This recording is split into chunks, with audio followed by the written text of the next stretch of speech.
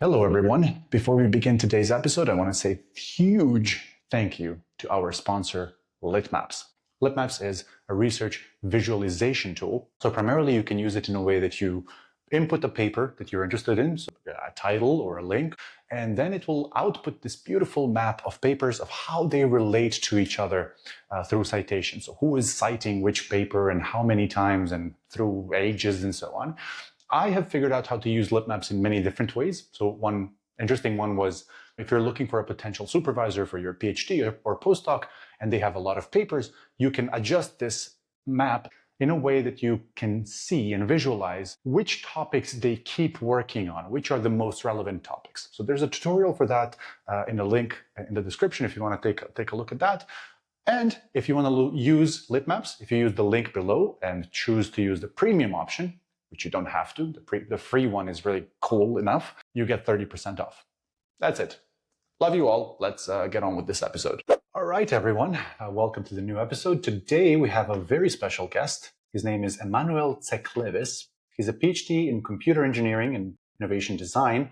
At the moment, he's working as a professor at Lancaster University in global health and design innovation. And he's focusing a lot of his time currently helping PhDs and postdocs land tenure jobs in academia. So Emmanuel, welcome to the show. Hello, Kenan, and it's a really pleasure to be here. Thank you very much for the invitation. Pleasure to meet you too. So I've been following your work on LinkedIn. You post a lot of tips for people in earlier stages of their academic career, such as myself. And, I'm still thinking whether I want to go into academia or industry. I would certainly love to be a professor one day, but there are many factors that go into that trajectory, I guess. I guess you can increase your chances or decrease your chances at every step along the way. So maybe before we get into direct tips, how to get there and what are some main frameworks we could think about, maybe just tell me more about your history. Tell our viewers and listeners, you have a computer science background. How did you get to do what you do today? Sure. In fact, I'll skip a bit even further back. My first degree is in linguistics and languages, and then I did a PhD in computer engineering, so moved from one type of languages to another.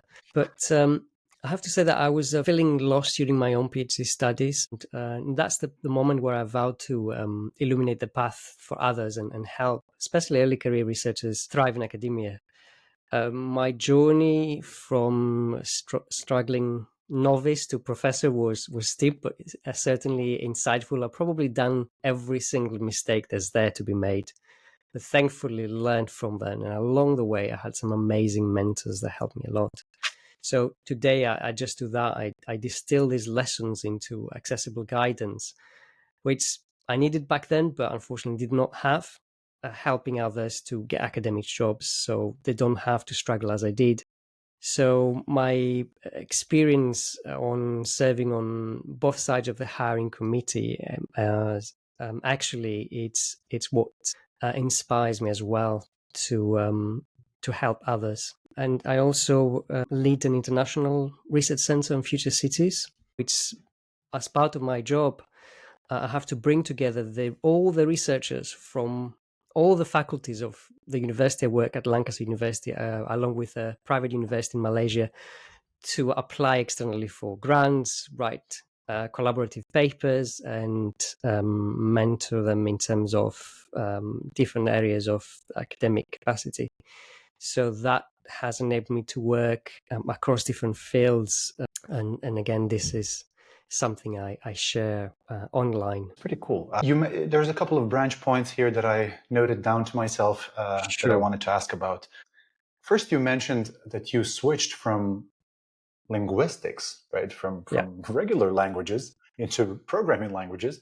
Tell me more about that. How did you get interested in languages in the start of your... I was always interested into language as a way to understand and learn the culture. You have to understand the language. That's where it starts.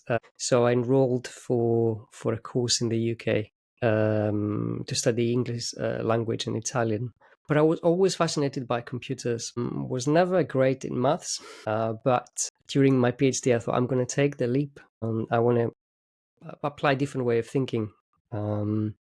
it was a very, very hard, shifting the mindset from humanities to engineering. But it gave me some amazing insights, different way of thinking. And then I've moved more into the area of health. So I've kind of pivoted and switched it around different areas. How was it for you to switch from linguistics to hard computer science? Was that an issue when you were applying? How was that path to apply even for that? Because I'm thinking if I had a linguistics background, I have no idea how would I apply for a PhD in computer science or anything related. Sure. Could you maybe just disentangle that for me? Yeah, absolutely. There was a master's that I did in between that kind of bridged the two worlds in applied linguistics and computing. That introduced me to some of the areas in computer science, helped me build a bit more of my profile. So when I was applying for a PhD, I could use that to demonstrate that I had not only the interest but also some experience in this area. Okay, I think I've never heard this transition before. Maybe Chomsky actually, he had said a little bit of a transition in between the two fields. I'm not sure, but okay. So then you go do a PhD. What was the main thing you were researching in your PhD? During the PhD was about around interactive television. Back then, so we're talking about early 2000, it was a very big area, especially the European Union was investing a lot of funding in the development of their own platform for interactive TV. It was the big hype at the time. So it was a very topical subject for my PhD. And I was involved in a number of EU projects along with doing the PhD. So that helped with building my profile, but also working with colleagues from other universities, but also from the industry. Okay, and then at what point do you decide, or is it going through your mind even, I want to stay in academia, I might want to become a professor? Was that always clear to you, or did you have doubts along the way? Yeah, when actually just before I finished my PhD, I was invited through referral to a company for an interview, and I went and I was made the offer. And at the same time, I was made the offer from the university as well. So I had the dilemma of where do I go next? I suppose it was always inside. I always wanted to follow academia, despite having offers from the industry. That's why I decided no, I'm going to go for academia. And I have to say that even at some point later on in my career, I thought, what if I explore the industry as well? I mean, I've been in academia for so many years, so I've kind of retrained myself of how do you communicate using industry-based lingo, and also how do you change your very long academic CV into a 2-page industry resume, and managed to land a very good offer at an international company. And I was about to take it, but at the very last minute, it was something that was stopping me. I couldn't hit the submit button in the email I was about to send to my line manager to say I'm moving. And actually, I haven't regretted it since then. Presumably that's because you are, you love academia. What do you like about the academic life? I know that there are, many times when you talk about academia, people complain. Salaries maybe not as high as you could get in the industry. The working hours are, there's a lot of working hours. There's so many things that you do that don't necessarily go into this job description. It's like you're doing a million things. You're organizing, you're a manager, you're a mentor, you're writing grants, you're doing all of these things. Mostly we hear just people complaining about academia. And I myself am no stranger to complaining about academic, disadvantages. What are some advantages that made you hesitant to click that submit button and stay in academia rather than to go into a maybe even more lucrative position in industry? Sure. I mean, just to be clear, I want to say that both academia and industry, they have their pros and cons. There isn't a place that is perfect. And of course, it depends a lot on the institution or the organization you work as well in the industry. For me, there were several factors. Flexibility of time based on the institution I'm now, it was definitely one of them. Yes, there's a lot of work to be done and a lot of tasks. As I said, I did a lot of mistakes, learned through it, had some amazing mentors along the way. If I can say, I learned how to play the game in academia, how to work less but still do more, how to be able to be very purposeful with my time, how to be able to win the grants, write the papers without having to have the struggles that I had when I first started. And this is what I do with mentoring colleagues and peers within my institution and outside. So it's not to the time and overworking. I wouldn't say it's an issue once you've learned the ropes of the job. But the biggest sell for me, it's the branding. It's the fact that when you work in academia, wait, of course, there's some exceptions, in the vast majority, you work for yourself. You work on developing your own brand. You know, what you do, the research you're doing, your grants, your papers, your mentoring, your teaching, all these activities, they are basically something that help develop your brand, your career. You can, up to a certain extent, do that in the company if you work, but in most cases, they are simply buried under the company. And when you move from one place to another, you kind of lose that, or it has to fit within the brand of a specific company you work, because they don't have that necessarily freedom and flexibility you've got in academia. Okay, that's a good answer. I love that answer. I never thought about it that way, that you're kind of a little bit not self-employed, but what you're doing, you're just doing it for your own sake, of things that you are interested in, of things you want to pursue. Of course, there's the additional step that you have to convince other people to, give you funding for those things you're interested in. So I guess that's the part of the game that you're talking about, right? So in the beginning, you mentioned on your path to tenure and becoming a successful professor, there was a lot of mistakes. You said you made all the mistakes in the book that you could make as a PhD student, a postdoc. I'm not sure which part of your career you're mostly referring to. Guide me through some of, give me a chronology of your mistakes from PhD to postdoc, maybe some interviews. What were some early mistakes? What were some later mistakes you did on this path? Sure. Where do I start? I'll just mention a few examples. So, for instance, since I knew that I wanted to always follow an academic career, I should have invested a lot sooner developing my teaching portfolio. When you want to seek tenure, you need to have a teaching portfolio. It doesn't mean that you need to develop your own courses and lead them, but you need to be involved, demonstrate that you've involved as a lab demonstrator or done some guest lectures. I did that fairly towards the end of my PhD. So if I was giving advice to my younger self, I would say start earlier, right from year one of your PhD, year to the latest, start and immersing yourself in some more teaching. Also taking more leadership and admin opportunities. I used to go to a lot of conferences as many PhDs. What I would have done different is not just submit papers, but also organize workshops, organize seminars, because that's how you demonstrate the leadership. That's how you make stronger connections, and other peers can actually see that you've got that drive. Where possible, try to be involved in grant writing. Especially if you have a research assistant or a postdoc position, because again, that helps demonstrate when you're applying for a assistant professorship later on that you've got that experience, and it would make your transition a lot easier. The big thing, of course, is networking. Don't leave networking late in your PhD or postdoc process. Start from day one. Identify other researchers that inspire you or that you admire the work, and try to start engaging with them. And I've posted a lot about that. It's all about give, and then ask. Build the relationship first, and then actually you can ask for support, whether you want a reference letter for a job or to see if they've got any openings in the research labs. Can I jump in there just to ask, what would be a practical tip for, let's say, PhD student for networking, right? I guess the easiest way for us to do it is some conferences.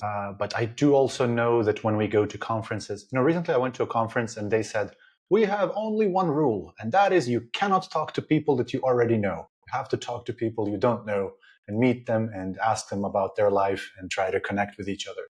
So how would we best network, let's say at a conference or at an event of scientists? Yep, it's all about being strategic. Do, I would say, your research beforehand, who not only in terms of the sessions and, the papers that they're interesting for you and you want to go and see the presentation, but also do the same for the list of attendants. Who are the people that I would like to meet? This could be some people from the organizing committee, could be other researchers, could be from other institutions that you want to create connections, and use the networking breaks, the coffees, or if they're doing a session right after the end of the session, it's a great opportunity to go and talk to them. Another great tip, actually, I discovered quite late and I've started implementing this. Usually at the start of a conference, you've got the keynote presentation. And that's probably the most well-attended session at the conference, because then attendance kind of drops out until the last day, where most people, they start going back. And that's the best opportunity actually to introduce yourself. And of course, I'm not suggesting that you become a keynote speaker. This is something you're invited and it's very hard. But there's always a Q&A session at the end of a keynote. And that's your opportunity to introduce yourself to others and demonstrate your interest in the area. So whenever now I go to the conference, they advertise before we have the keynote speakers, what are the talks. I have a list of 3 questions that, depending on what they present, I'm going to talk. And this is a great way for others finding out about me. But also sometimes, if these questions are very well formed out, they can be used as a reference in other sessions, because people, they refer to the keynote and say, as X person mentioned as the keynote, this question that was asked at the keynote. So there's definitely a tip that's worth its weight in gold. I love that advice, and it reminds me a lot of this one professor, actually, who's from Lausanne, from the University of Lausanne.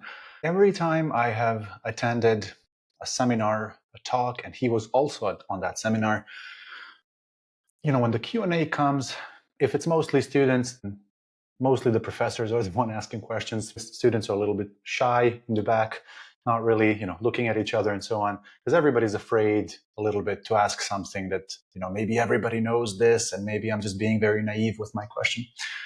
But anyway, when he's on a Q&A session, or when he was a couple of times together with me, I realized that asking these kinds of questions in Q&A is not only the opportunity to get an answer, it's an opportunity to show everybody, like, look, let's make this discussion a bit more fruitful. When I'm in the room, this discussion is a little bit more productive. Everybody is winning a little bit of knowledge, a little bit of insight when I'm in the room, because this professor, when he asks a question, it's not nothing complicated, but he poses it in such an inviting, polite way, and still as if he's inviting everybody to listen. Like, he's not talking in a shy way, he's talking very politely, and he's just asking to explain something a little bit deeper, and then it develops into a discussion. And then I noticed after those seminars, wow, I feel like I learned more just after that one question, because of the discussion that followed, than from the whole seminar. And then I believe everybody else remembers that as well. So I think that's a wonderful advice, to use the Q&A session as kind of introduction, field for introduction of yourself, if you're actually interested in the area and you have something interesting to ask, for which I guess preparation is a good thing. Okay, so I want to go back to this topic. You mentioned the words that caught my ear a little bit. The word game. You said, I learned to play the game. And I've heard this a couple of times. What professors meant usually when they said, I learned to play in the game, that usually meant I learned to have a pipeline of how I'm doing things. Like, I have maybe 2 papers in preparation. I have 2 ideas. I have 2 openings or whatever. There's a circle of things that are slowly going forward. And I learned how to schedule my, publication, how to schedule my publications so that I can hit every milestone I want to hit. Is that the game that you're talking about, or is it more broad than that? It's that, and is more than that. I'm not sure if you heard about the Pareto principle, or the 20/80 sometime mentioned. That basically Please dictates explain. that 80% of the outcomes that we get, if you look deeper, comes actually from a 20% of the work we do. So it's about training yourself to be able to find through your weekly tasks or your monthly tasks, which are those 20s that give you the 80%, and you focus more on those activities. That's one part. Part of the game for me is knowing how to say no when, of course, your head of the department and others, they've come to ask for more tasks, or there is a lot more opportunities. Is how do you say no? But how do you say it in that way that actually doesn't seem like saying no? And it's taken quite some time to learn how to do it very effectively. Another thing is funding, of course. Grant writing and paper publications are very big elements of our job as academics. So again, being involved in peer review colleges that review grant proposals lets you learn very quickly about the do's and don'ts of grant writing. So you learn not only from your mistakes, but also from the mistakes of others. But also serving in funding panels that make the decisions gives you those nuances that make the difference between getting your grant in the top 10 and getting your grant fundable. So for me, that's part of the game, being able to understand how the whole system works, and then be able to be very strategic and capitalize on that. You mentioned about pipeline. I do the same exactly with grant calls, with publications. I have a 3-year plan that enables them to be very proactive and strategic rather than reactive. So I can anticipate. I can work with funders to get intelligence about calls that they're coming.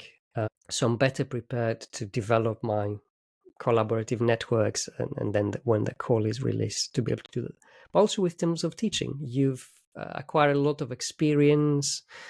You've know what goes wrong, or again where you get a lot of time demand from your students. So, again, you could use a number of tools and techniques to be able to maximize your time while still actually offering a really good student experience. You mentioned a couple of things that are going out of this window I mentioned of the game. One is the 80-20 rule, recognizing, what small number of actions is producing the, most of your outputs.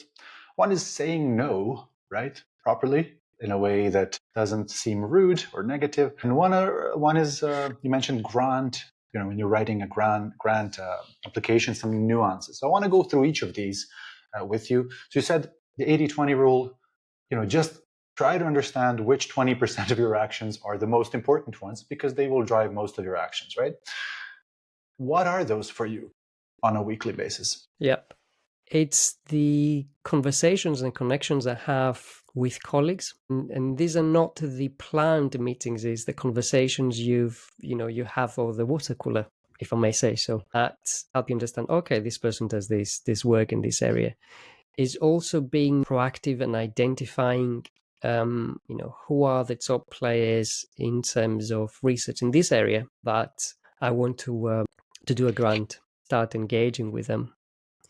It's about organizing activities that enable to build that relation and gather intelligence. So I run a lot of workshops in a number of research areas that usually align with funder priorities.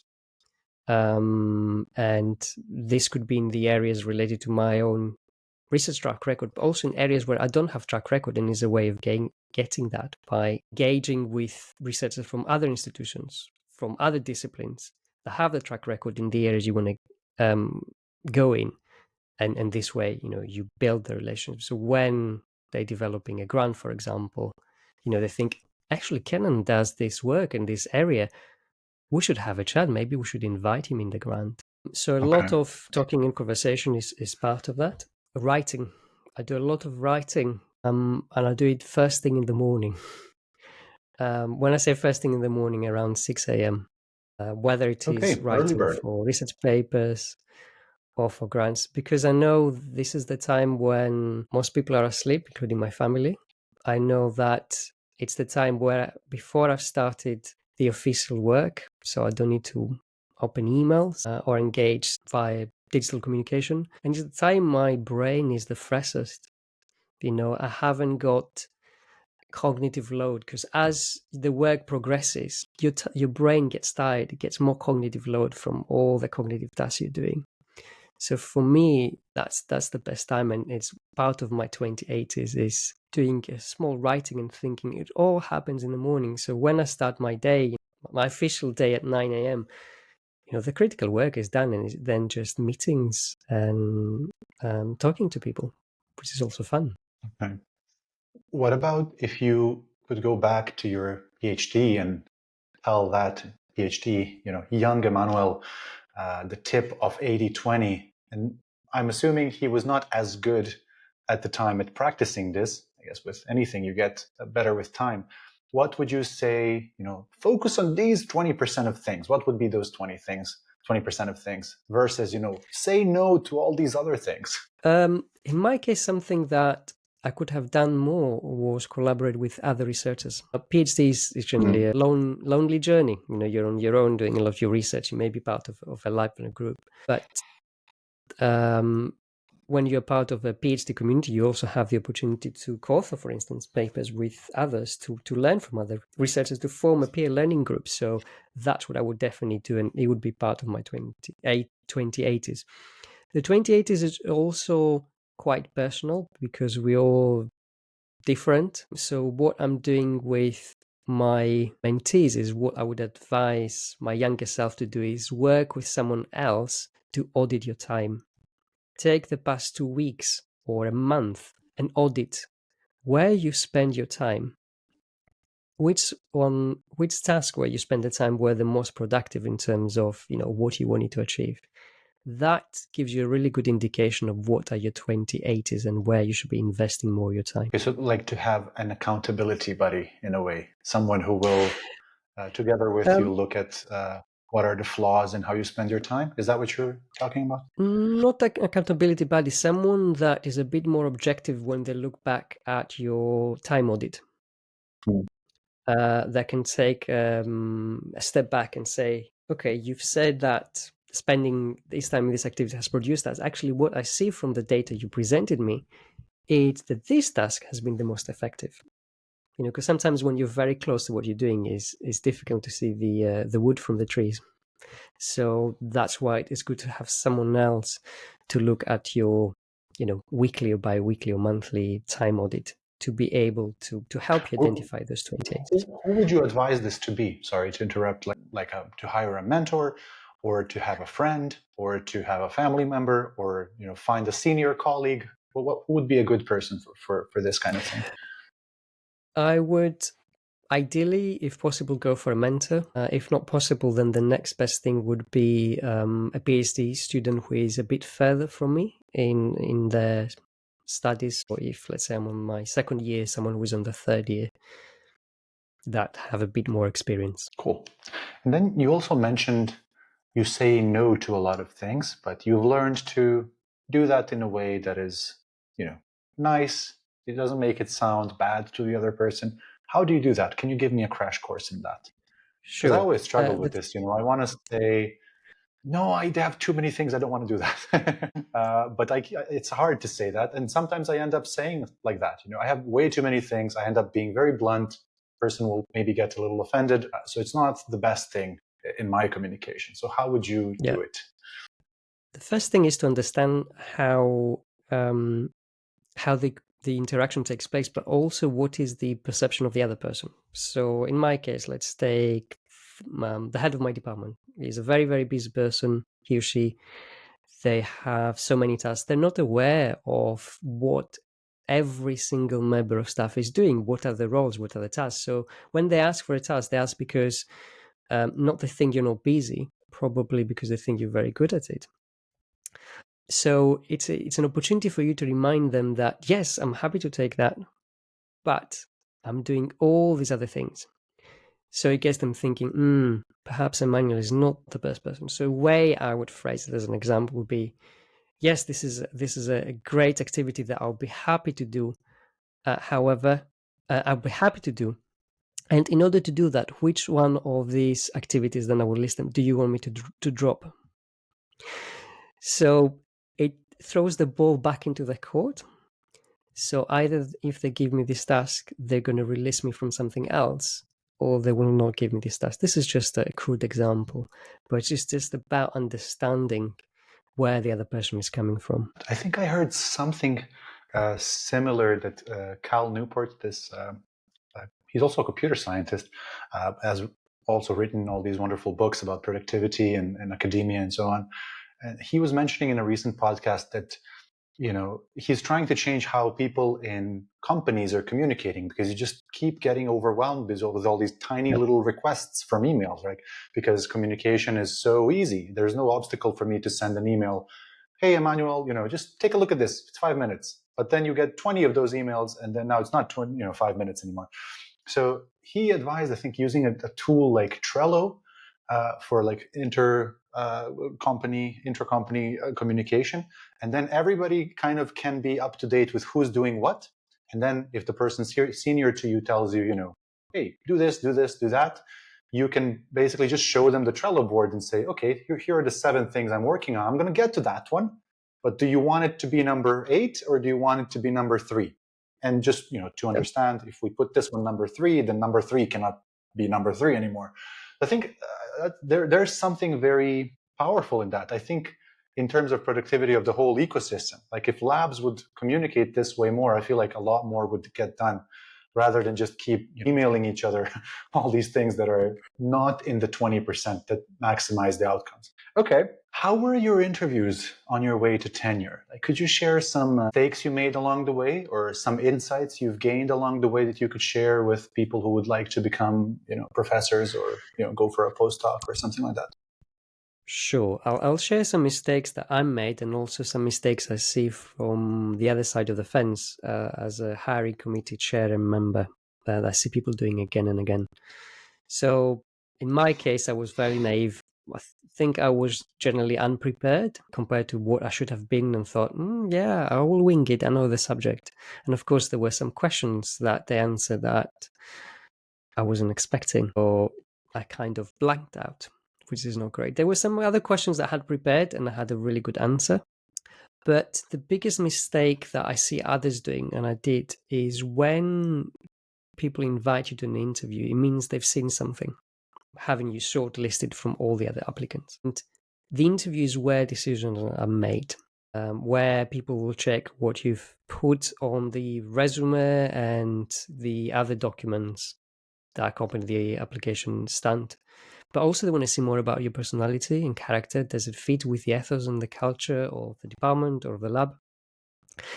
And what they want to see is, not necessarily your experiences and what you want from the position, but more what you bring to the table. What is the value that you'll be adding to the lab, if you're applying for a postdoc position, or to the department if you're applying for assistant professorship, or to the research group if you're to be hired. So the 5%, I would say, of people who nail it in the interviews is the ones who are able to communicate very well, very clearly and succinctly that specific value. So they talk about what they will bring, and then they use their skills and experience to demonstrate that I've done something similar, and therefore this is what I'll be bringing to the department. Also, it's a key. Well, there's a lot of things for the interview. I mean, it comes from the body language as well. You can tell a lot about how people communicate, but it's answering every single question. So I've been to an interview as a hiring committee chair where there was this applicant who was outstanding on paper. And also in the interview, they were doing so well. They were answering every question exactly what we wanted to hear, and up to that point, I think everyone in the committee were thinking, yes, this is the person we're going to hire. Until it went to the very last question. This is where the answer to that question changed everything. And at the end of the interview, when we were going through all the interviewees, then we said, well, you did well at the interview, but this is not the type of person we want to be hiring. So I would say wait until the whole interview finishes and make sure you ask some really good questions that further demonstrate your interest in the position. Okay, so maybe I did not catch that. Maybe the audio is a little bit low. So what was the issue with because the person did not ask questions? Like they asked him, do you have any questions? And they did not ask, or? They did. It's just the last question we asked them, their response was not a good one. Okay. So then I wanted to ask, I thought I heard that, but then I changed my mind because of the subsequent lack of knowing what is the question. So what was the question? Was it something general or something specific to the expertise? It's a pretty standard question that you'd expect to be asked at the end of the interview, and is where you see yourself in 5 or 3 years' time. Okay. Mm-hmm. There's this book, maybe I even have it here somewhere. Yeah, I do. It's called A PhD is Not Enough. I don't know if you've gone through it. It's by Peter J. Feibelman.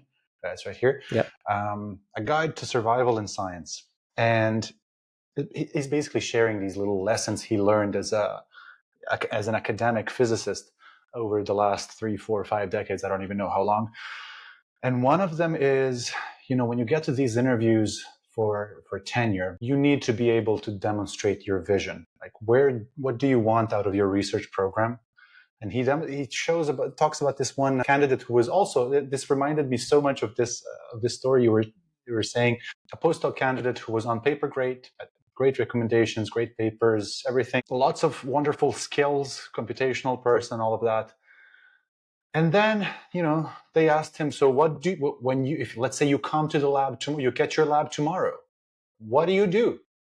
And he said, first 2 years, we will be just roaming around trying to see what's interesting. And then we'll just get to see what's interesting and we'll stick to that. And needless to say, that candidate did not get the job because, it was a big risk for the committee. Person seems to be brilliant on paper and they have demonstrated before their skills and everything.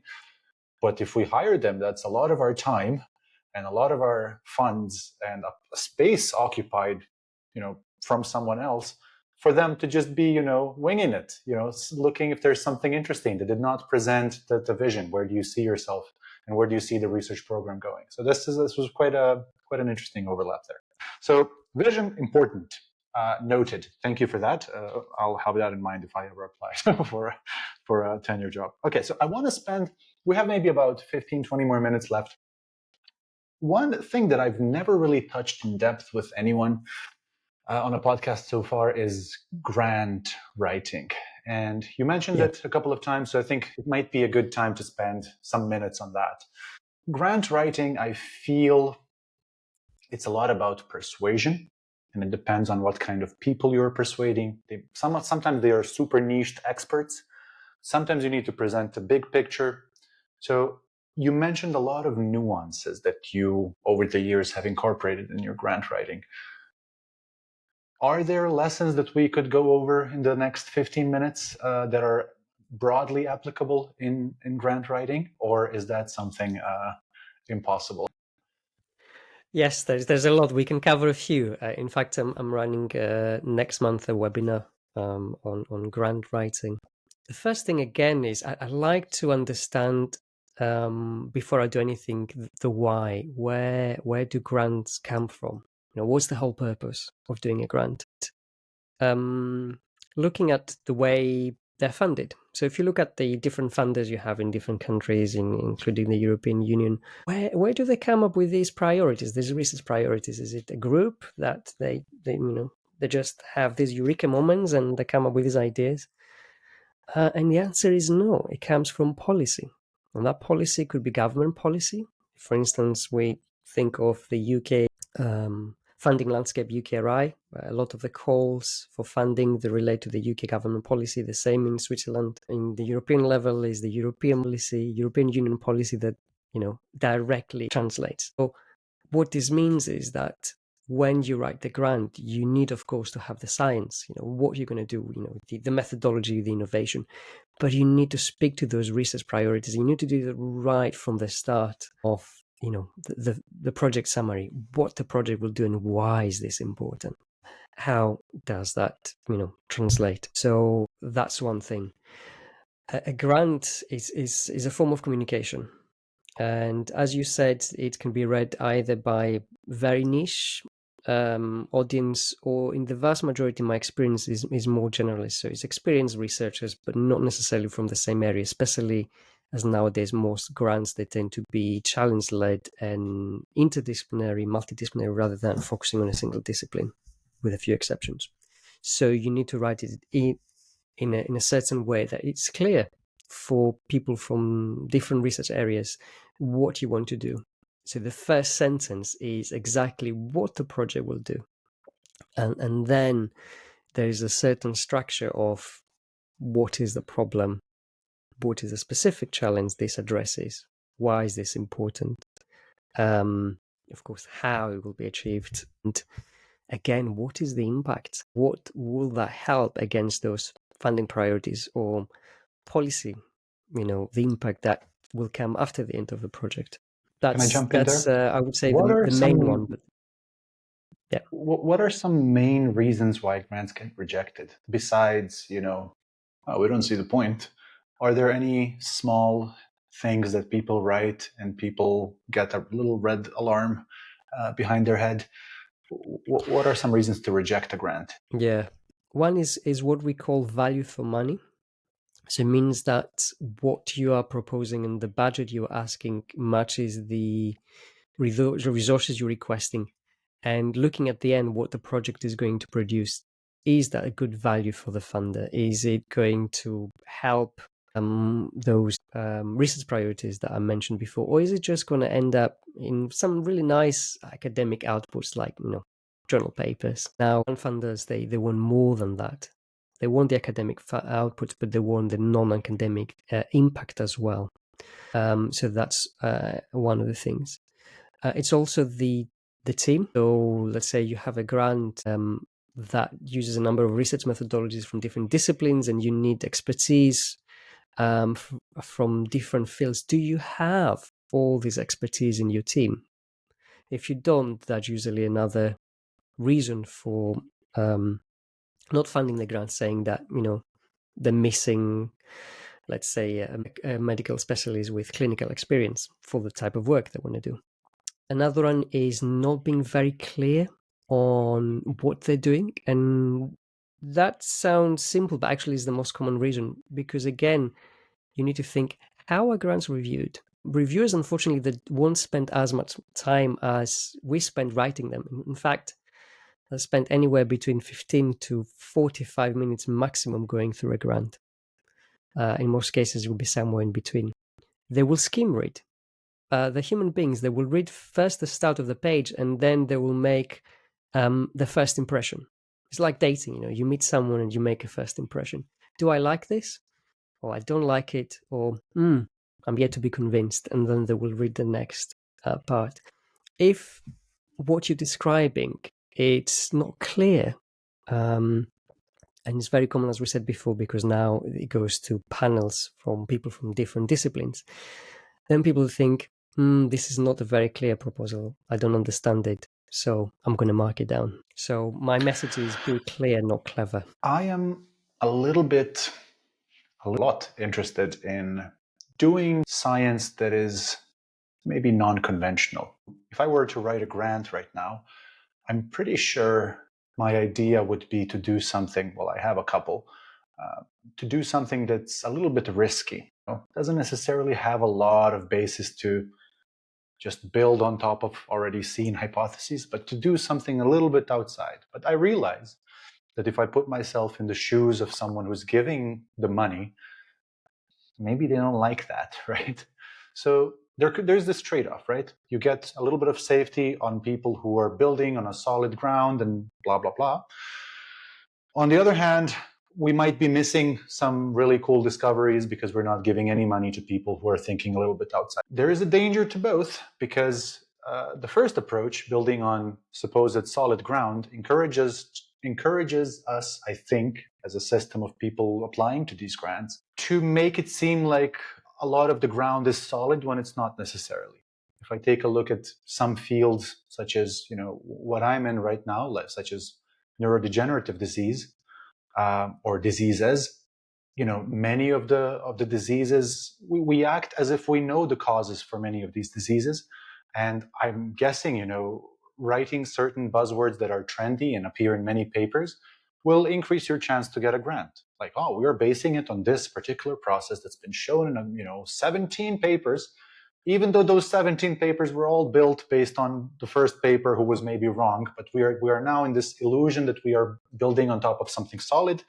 And as a result, we might be writing, we're just selling to get money, even though it's not necessarily what we want to do. So that's a long-winded monologue there. Sorry about that.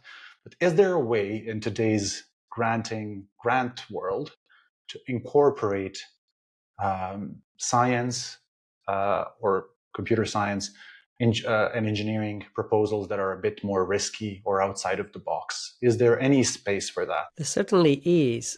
When you look at research proposals, when you review them, you want the ones, I wouldn't use though the term risky. I would say ambitious or high risk, high reward grants that give you that extra. I would do two things. First of all, you need to find the right call, because you've got some calls that the more traditional ones on what they want. They want this, what you mentioned, incremental type of innovation and research. But you also have increasingly those more ambitious, high risk, high reward grants.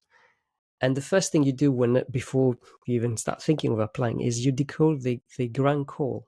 You read it very carefully, highlighting the keywords, and then you reuse some sound bites from that in your proposal. So for instance, if you encounter a call that says we're looking for high risk, high reward for ambitious projects, now that's your entry point. It means that that's the type of research they want to. And then you use exactly the same term throughout your proposal. You wouldn't say risky. You would use exactly the term they used. Because again, in the minds of the grant reviewers, it would seem like, right, this aligns with what we asked in the call. And I can see why. The other thing to help with so-called risky proposals is to make sure, again, you have the expertise that will be required for that grant. So make sure it represents all the different disciplines required. Also, they will say, okay, this is a high risk, high reward. So there's an element of risk, but it's good value for money.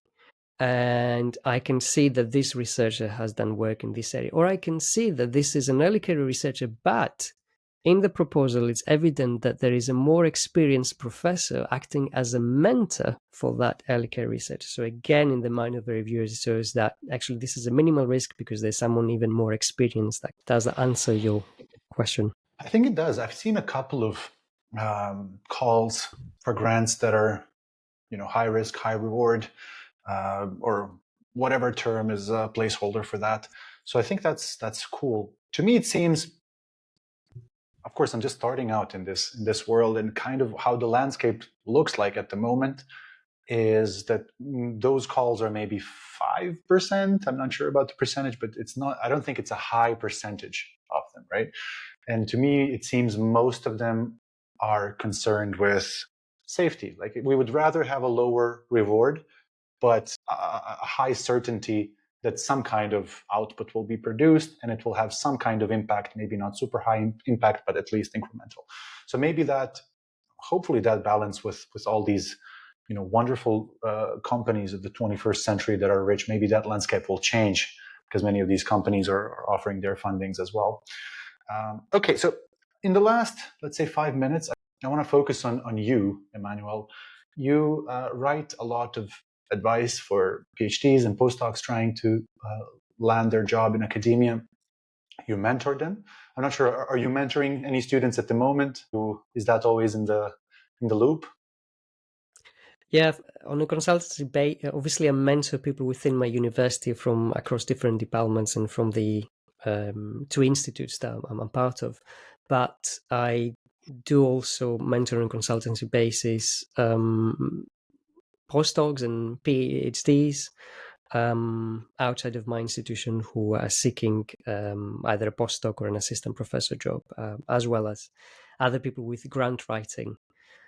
Yeah. So what are all the aspects you help folks in academia with? I guess, is it the whole application process with writing the motivation letters and applying and developing project proposals? Where do you mostly help?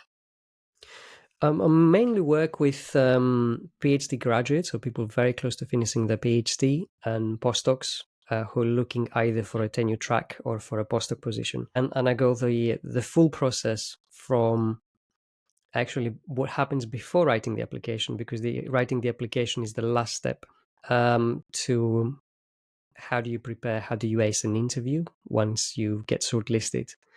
But also work with a small number also of early career researchers who they've just landed their tenure track job, and they've got all these different tasks and activities that you mentioned before, and they're kind of lost. They want to focus more on the research, and they're thinking, how can I be more effective with my time? How I can be more strategic? And that could be in terms of grant writing, that can be in terms of research publications in higher peer-reviewed journals, but also more general mentoring throughout those early career stages. I've also noticed on your LinkedIn page that you offer some kind of guides and templates for helping grad students and postdocs with all of these things. Can you tell me more about that? Sure. As part of either the one-to-one supports programs that I have, or the self-study type of programs, I provide those guides that I've developed through the mentees that I've worked with, but also my experience of sitting in hiring committees on how you should prepare your application documents, your CV, your cover letter, your research statement and teaching statement if you're applying for a tenure track position, but also provide insights and intel. I lift the hood, if you like, of hiring committees on how we make decisions, what to do, what not to do, and provide also some examples of good CV or a good cover letter. And are these mostly videos or written materials? How does it work? The guides are mainly currently written materials. Those who do the one-to-one sessions, actually, we have regular Zoom-in sessions where I guide them through the steps. And also I review their application documents as many times as it take until they're very strong before they apply. And I'm in the process of actually creating some of them into video material that will be complemented with one-to-one sessions as well. Beautiful. Emmanuel, where can people find you if they want to reach out or follow your programs or see where they can get academic help from you? Where is the best place to find you? The best place at the time being will be on LinkedIn and on Twitter. Or LinkedIn is my full name, Emmanuel Tsekleves. On Twitter, my Twitter handle is at PhD to Prof Mentor. And they'll find their resources and a lot of information. As I mentioned before, I'm running a number of webinars. Next month, one is about grant writing. The other one is about academic job applications. Provide some insights, and I talk about how do you write a winning application document that helps you land an interview for either a postdoc or an assistant professorship. Awesome. The link to Emmanuel's LinkedIn and all of the goodies you heard about now will be in the link in the description. So please do follow Emmanuel. I noticed you recently started posting a lot of these nice graphic explanations on LinkedIn. So I was a big fan of that. Emmanuel, it was a pleasure talking to you. I know it's a Sunday, so I appreciate a lot. I double appreciate your time. Thank you very much for spending this hour with me. It was a pleasure. I hope we chat again, and I wish you all the best. My pleasure, Kenan.